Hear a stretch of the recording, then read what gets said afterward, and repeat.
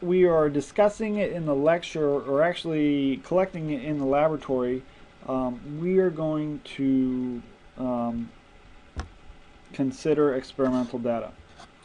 Now, we can break up experimental data into two categories. The first of which we term qualitative data deals with information that describes the sample or material and or gives information about its identity. A simple explanation about what qualitative data is: any information that would give you the answer to the question, what is it? Okay. If you are doing a measurement and you're getting numerical information, what you're actually collecting is quantitative data. Okay. Anything that has is information that's being measured or gives you a number is quantitative data. Okay. Information from quantitative data will allow you to answer simple questions like how much of it is there. Okay, so when I think about quantitative data, I know that there are going to be numbers involved, and I associate those numbers with a quantity. And that helps me remember which one is which. I think quantity is quantitative data, something that deals with numbers. Qualitative data is going to give me information about the identity, or what is it. Okay, if we're collecting quantitative data, unfortunately, we're going to have to deal with experimental error. There's two types of experimental error that we're going to encounter, and both of them can best be explained by actually looking at a couple of data sets. So here we have a 10-gram weight, and we had 3 students measure the mass of that weight on 3 different balances. And so here you can see the 4 determinations by each of the 3 students, and then of course they each get an average of their 4 measurements. Okay, if we look at plots of those data, we can see a couple of information points that can tell us stuff about experimental error. Okay, one of the two things that we're going to be looking for are accuracy and precision. Okay, accuracy is going to ask questions about how close experimental measurements are to a true or observed value. Okay, so our true value for this weight would be the true mass, 10 grams. Okay, and so if measurements are close to that 10-gram weight, we would say that they're accurate. Precision comes into play when you take more than one measurement, and of course we're going to take more than one measurement to mitigate one type of error, as we'll see. So whether or not multiple measurements are reproducible or are close together gives you some idea about the precision. If you take more and more and more measurements and you get similar and similar numbers, that is precise or precision measurements. If you get very different answers, you're going to be looking at imprecise data. Okay, and of course we can look at these plots and see both of these descriptions of data.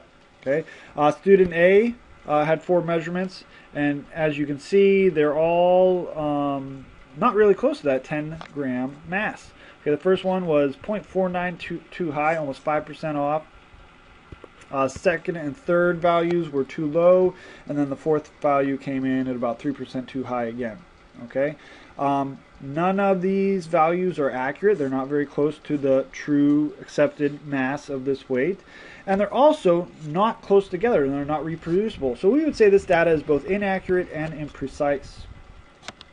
Looking at student B's data, we can see that they all came in, all 4 measurements came in a little low, but they were all very close together. So unfortunately, student B's data is inaccurate, not close to the 10-gram true mass, but the 4 subsequent determinations were all close together. They are precise. And then student C is showing data that is both accurate and precise. All 4 values are close to the accepted true mass of the weight, and they are all subsequent measurements are close together.